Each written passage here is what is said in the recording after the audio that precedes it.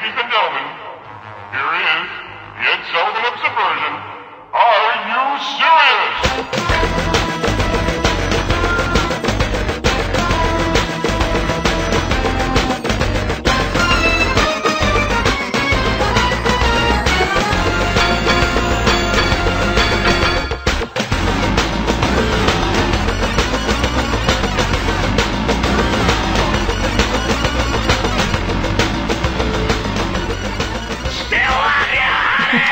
Welcome once again to NeoFiles. We're here with Cliff Pickover, and Pickover is the author of over 30 wonderful books on a wide range of topics including mathematics, human behavior and intelligence, religion, and science fiction. And he's a prolific inventor and the author of many popular puzzles. And Wired Magazine said of Cliff Pickover, Bucky Fuller thought big, Arthur C. Clarke thinks big, but Cliff Pickover outdoes them all. Pickover's latest book is Sex, Drugs, Einstein, and L's, and it's subtitled Sushi, Psychedelics, Parallel Universes, and the Quest for Transcendence. And the NeoFiles audience can easily guess that this book will be our main topic today. So welcome, Cliff. Hi, good to be here. All right. So, Sex, Drugs, Einstein, and Elves. How did a reputable man such as yourself come to write such a strange and marvelous book about these relatively taboo topics? Yeah, it is a strange title, isn't it? Well, I've written, as you said, dozens of books on the borderlands of science, but I always felt I was holding a little back. So in this book, I talk about my life. It's part memoir and part surrealistic perspective on culture. So I try to give readers a glimpse of new ways of thinking, of new realities, and as you've probably seen, as you look through the book, the topics are pretty diverse, all the way from fugu sushi to zombies to Proust to Einstein to psychedelics and time travel. It's a rich kitchen sink of topics. In fact, at the beginning of each section, you do these wonderful sort of lists of like 30 or 40 different strange things and people that will be mentioned in the particular section. Usually, I mean, most segments, I guess, contain some sort of psychedelic drug and some reference to an interesting scientist, and also some fringe philosophers that NeoFiles fans would be familiar with, like Terence McKenna and others, since none of them are popping into my mind right now.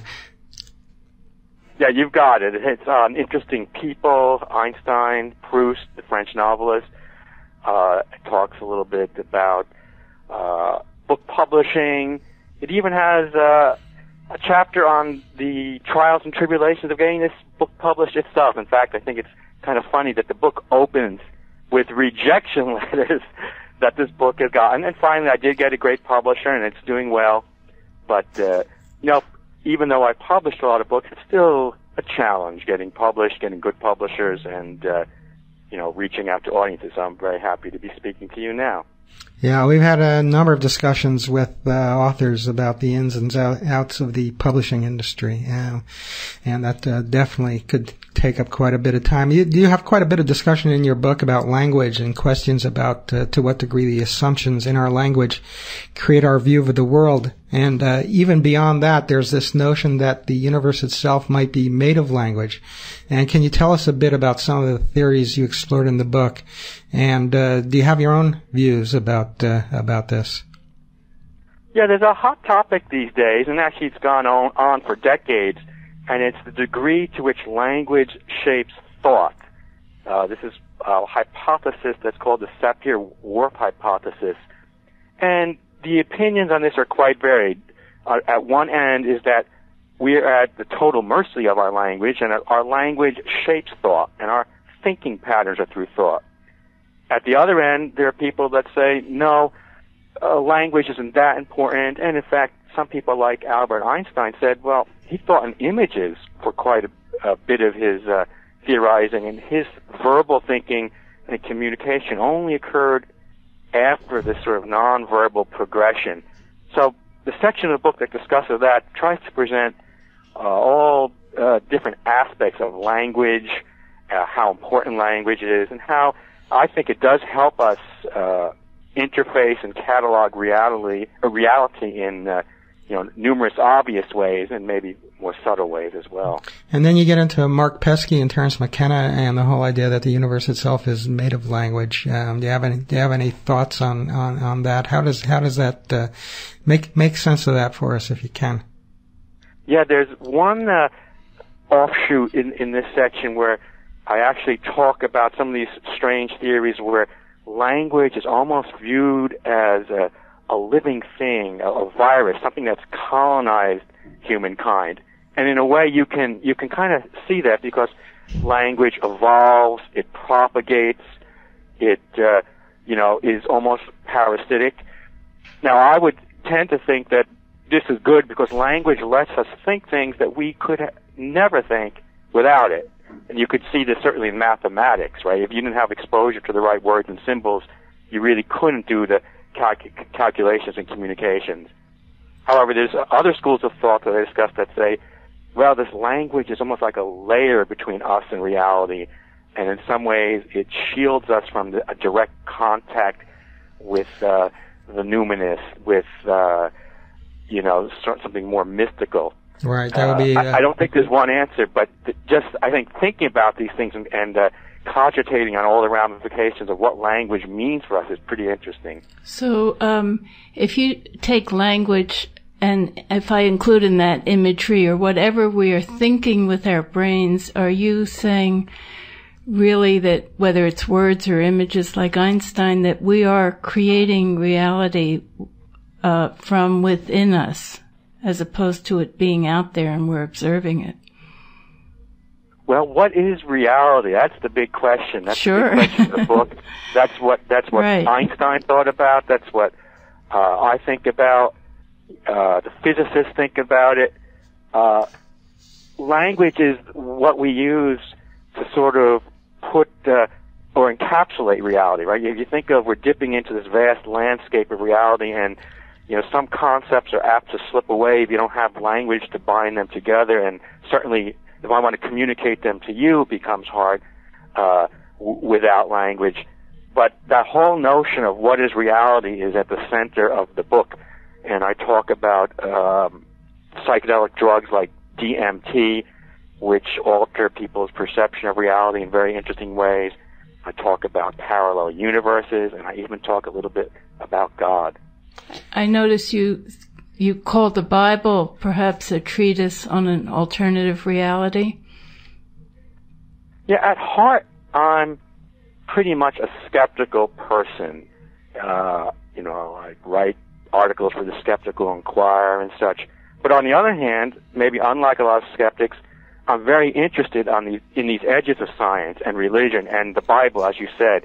In a way, for me, it's like an alternate reality device because it gives us a glimpse of other ways of thinking, other worlds, and in some sense, it's one of the most mysterious books ever written because we don't really know the ratio of myth to history. We don't know all the authors and intended messages. So, in a sense, it's a book that reflects humankind's very deep feelings and lets us reach across cultures and centuries to look at some of these strange feelings that all humans have had. When you say that you're a skeptic, does that mean that you've reached conclusions about the paranormal or about God that these are just productions of people's imaginations? Or by skeptic, do you mean that you don't believe either that there is a God or that there is no God, and that you're just exploring and open to any possibilities? Well, by the word skeptic, I tend to mean I need a lot of hard scientific evidence before I accept things into my belief structure. But on the other hand, when we talk about God, probably the closest I get to that is thinking about our brains, right? A monkey's brain is not all that much different than ours, and with just a little bit more of our gray matter, there are many thoughts we can think that a monkey can't possibly understand. For example, we can think about calculus and black holes and symbolic logic and poetry. So if we can have that power over the monkey, I could imagine that there are thoughts that we can never think. Our brains just can't get a hold of everything on the universe. There's there's visions we can maybe just glimpse, and it's at this interface between this human reality, this brain-mediated reality, and some kind of unknown reality beyond that we might find something very mysterious, which some people will liken to God. And that's kind of what I get from your book, is in some ways it's presenting scientific evidence, mathematical evidence, and just sort of intuitive evidence that something else might exist exactly that we haven't quite figured out yet. I'm really attracted to the whole notion that there are parallel realities and perhaps other dimensions, and some of these realities could be completely strange, like the spaces people enter into under DMT, or they could contain just slightly different variations of the one that we're in now. Can you talk a little bit about some of the science behind these notions that there are realities that are, as Terence McKenna said, one quanta away from where we are right now? Right. Well, the physicists do very seriously, at least many of them, believe in the notion of parallel universes that exist side by side with our own in some ghostly manner. And there are many theories or flavors of these parallel universes, but it's very seriously considered. Now, when you start talking about these other kinds of parallel realities, such as the ones that people see under DMT, it really starts getting interesting. I think among the most interesting features of this DMT experience, by the way, DMT stands for dimethyltryptamine, is that people from various walks of life and different expectations and different environments often see very common, detailed themes, most notably these jeweled, sparkling cities and palaces, and they often encounter beings that Terence McKenna called machine elves that seem to be tending the fabric of reality. So no matter what you think about DMT and these visions, on one side you might think they're just mere hallucinations. What is fascinating is the fact that people see common visions and have common feelings, these sparkling, ornate palaces, which give this a very mysterious quality, and I think worthy of lots of scientific investigation. And people who have gone there have this really strong sense that rather than just tapping into, say, some kind of universal unconscious or some Jungian space, of everything, within the human genetic archives or whatever, that they're actually going into some different terrain, some parallel space where there are beings hanging out, just kind of waiting for us to visit. Daniel Pinchbeck's book, Breaking Open the Head, I thought was a particularly convincing presentation of this. As you're reading along the book, if you're following with him and you're sort of accepting what he says, he almost like traps you by the end, where you have to accept that there are these discarnate entities. Did you have that experience in reading the book, that it came? I'm basically a skeptic myself, in the sense that I never commit myself wholeheartedly to any belief system. But do you get that sense in reading the book that you almost like could be sucked all the way in? Yeah, I enjoyed his book and another book by a guy named Benny Shannon that talk of their own experiences and other people's experiences, and you do get the feeling that people have this notion that this DMT is lifting a veil. It's sort of like pulling a curtain and showing us what's behind the scene, and that this other reality persists. It's not like part of our minds, but it persists even when we're not part of it. And, DMT maybe is telling us about how our minds are architected. In some ways, we're like almost engineered to create palaces and temples and be delighted by sparkling jewels, because that's so pervasive in the DMT vision. But no matter what it tells us about, whether it's physical reality or our mind, it's definitely telling us something about reality, because it's through our minds that we interface with reality. And, we're making DMT sound great. We should point out that it's a powerful, illegal drug and has to be, respected. But I certainly think more scientific research should be done to see what these DMT machine elves can offer, if anything, what more we can learn from the experience. Now, there are some legal experiments that have been done with DMT, and a fellow who wrote a book about that. Can you say a little bit about what was going on there? Yeah, physician Rick Strassman did some great experiments where he gave about 400 doses of DMT to 60 volunteers and followed their experience in a clinical setting. He found many things I'm talking about, some of these common visions of these elf-like creatures and these ornate, sparkling cities. He has theories that say that perhaps the pineal gland in the brain is a source for natural DMT. And then he and I both get into the idea of DMT that people take in the Amazon, which is from a plant mixture. Ayahuasca. And what people see under the influence of that. And I'm trying to remember, I actually did read the book, but it's been a while, and some of my listeners wouldn't know anyway. Under what guise did he get permission to do the experiments with DMT? Is there a hope for some kind of legitimate medical use, or it was pure experimentation, testing notions about reality, or how did it come to pass that he was able to do these experiments? Yes, he did get official permission, but he points out in the book how extremely difficult it is to get governmental permission to do research. There are people who have said that DMT has value in reducing alcoholism and addiction, but I got the feeling he was more interested in seeing people's responses to different doses of DMT. Mm-hmm. I'm just wondering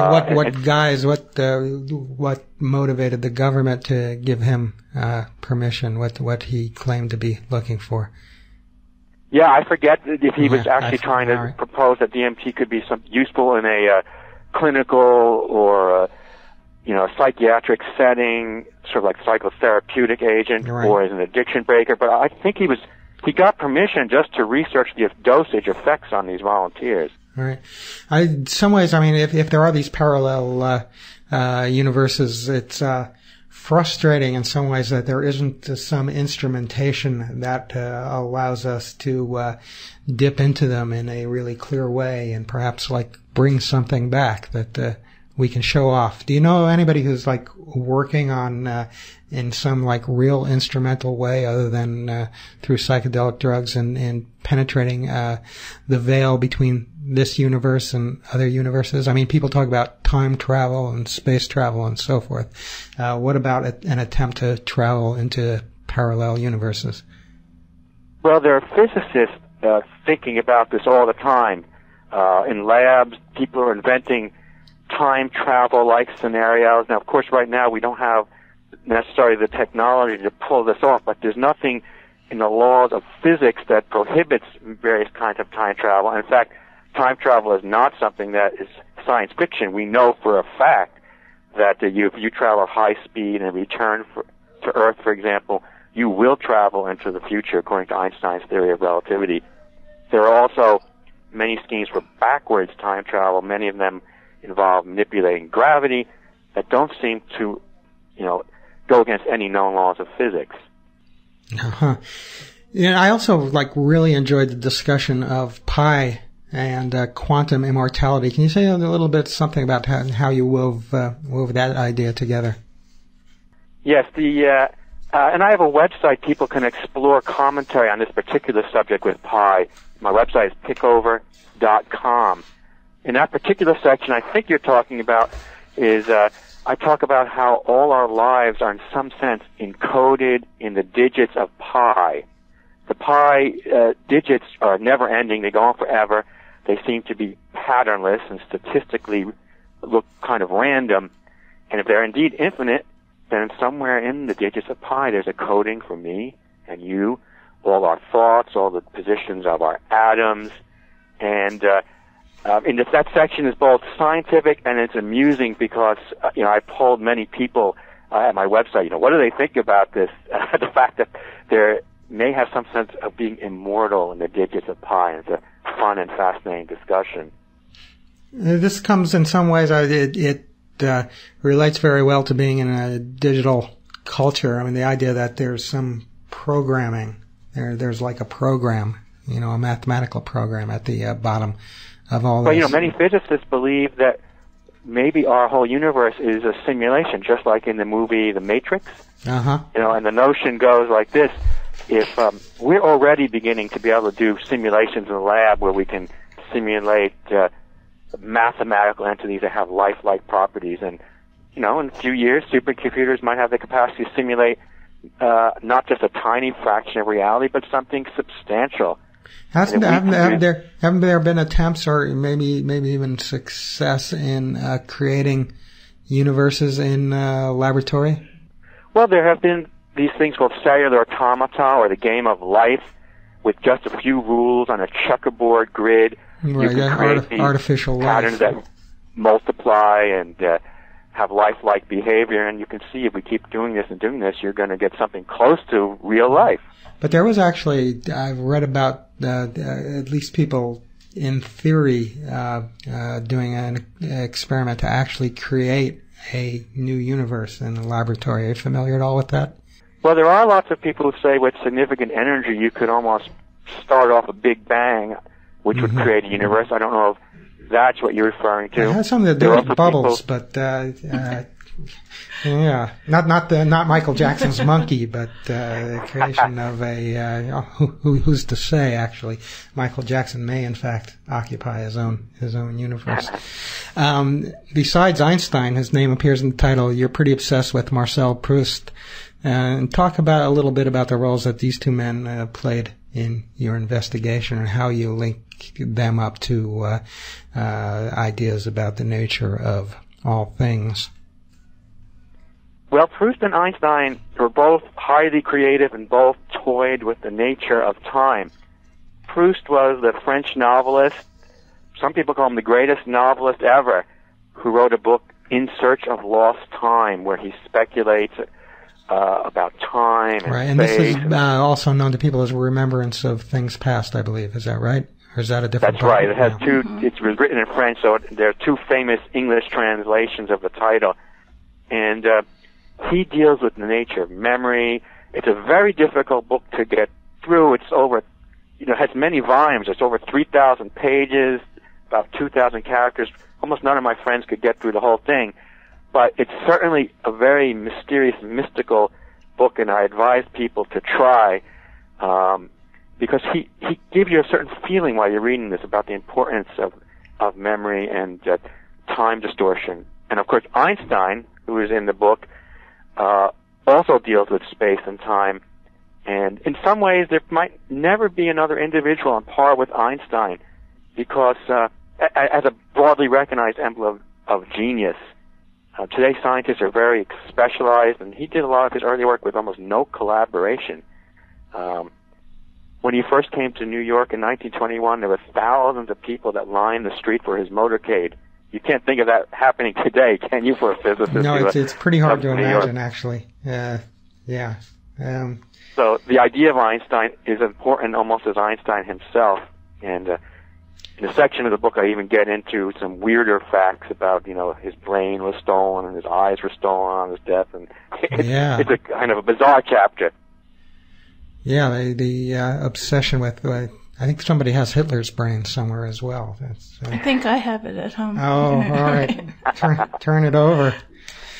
This whole thing, memory, is a very interesting thing to me, because it seems to me that maybe people are losing memory as something, not just sort of losing their memories, but losing memory as losing personal memory and history and so forth as something that is important to them, and perhaps at the furthest fringes of the tech culture and so forth, people talk about going through a singularity, after which much that we experience now might appear to be quite meaningless. And I wonder if you have any more reflections on the importance of memory, and are we, reaching another age where memory, and in fact language, another thing that might be dissipating. Marshall McLuhan, of course, wrote about both of these things. But do you have any thoughts about either of these things? Well, the pace of the world is changing so quickly. You were talking about the singularity, that it's very difficult to predict the future, but many of the scientists predict unbelievable changes in the future. If you look at all of humanity from the caveman until now, there's probably more progress in the last 100 years than all the time that humans were on Earth. And now that's getting faster and faster. The next 10 years will be cramming in as much change as, of the past hundreds of years. It becomes difficult to keep up, doesn't it, and cope with it. And yet you point out in the book that some tribal societies may have had a better sense of the nature of reality, at least as understood by quantum physics, than the average Western rationalist. Well, even with any of these memory problems and our capacity to understand the universe maybe being limited by our brains, I do have hope, because I think computers will augment us in many ways. They'll become our crutches and prosthetics and help us explore reality in ways we could certainly not do unaided. And, with computers and brain augmentation and all the rest, we will be able to continue to explore science and reality for a long, long time. Well, so you have obviously an unlimited amount of ideas and thoughts that you've expressed in all these books and everything. So I hope my question isn't weird, but it's thinking of all these multiple realities, multiple possibilities, and so on. When you wake up and walk through the day, my question is, how do you feel about life? Not what do you think about it, but how does life feel to you? Do you feel like you jump instant by instant to different realms, or is it coherent for you, or what? I'm probably not at all different than anyone else. As you said, I am an idea machine, so I'm always having a scrap of paper when I go to sleep and wake up in the night and during the day where I jot down countless ideas for books, for patents, for I even like to write fiction. But, other than that, I think my prolific nature with the book writing has to do with my drive more than any special aspect of my mind. I like this when people say, well, Cliff, how do you write so much? I say, some people play golf on the weekend, and I just prefer to write. But you think your feelings are like the rest of us? Oh, not so much different, I think, than anyone else. A particular love for sushi emerges in your presentation, and I think there's evidence of an enjoyment of life, and you talk a lot about walking around in a small town where you live. Why don't you tell us a little bit about the town and why you like being there? Well, I live in Shrub Oak, New York. It's a hamlet of Yorktown. It's a great town. You walk down the streets. A lot of times, I think most of us get ideas, and some of our best ideas, when we're simply doing very common things like walking down a tree-lined street or shaving or in the shower. You mentioned sushi. I go to sushi restaurants around here, and to me, sushi is almost like a stimulation of the mind. It gives me ideas from biology to art to Asian travel. Just like Proust, the French writer, he got weird ideas from looking at train schedules and soap commercials. It all started with him eating a cookie. Yeah, and for him, a simple eating of a cookie with some tea triggered all these memories of his youth that take up a big bulk of his masterful novel In Search of Lost Time.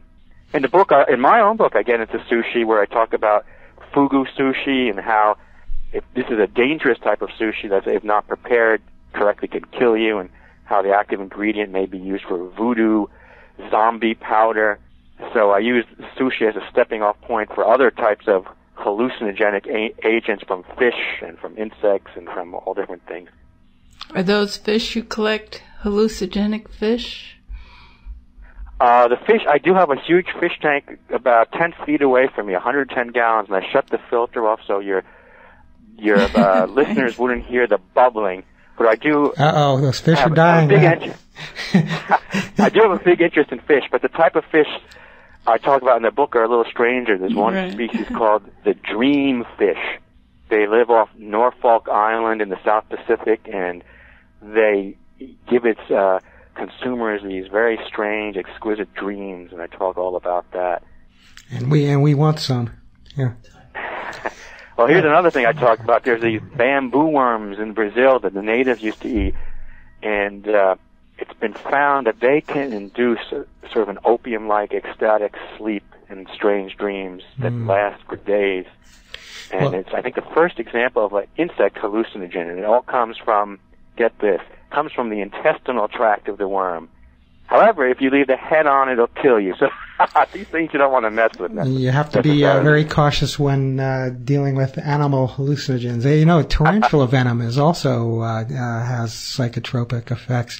I think we have just time for one more question, but I wanted to go into an area you go into a little bit in your book, but you've written other books about it, and you make a great connection in some of your books between madness and genius.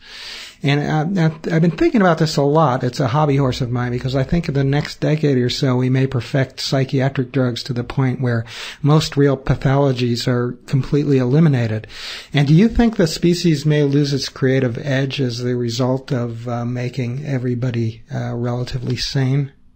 Well, hopefully we can have the type of drugs that will encourage and keep the creativity and dampen the parts of the psyche that actually do cause people great pain. It has been shown that, for example, manic depression, which they now call bipolar disorder, you know, these people, they have a high incidence of this disorder in artists and composers and musicians, higher than you'd expect. So you'd like to be able to take the lows away from these people and keep their highs and their creativity. So I'm hoping along the lines that you're talking about, as we develop psychiatric drugs, they will do good. They'll take away the devastating pain that does accompany psychiatric disorders, but enhance our creativity, enhance our intelligence, and enhance our happiness in meaningful ways that are beneficial to humanity.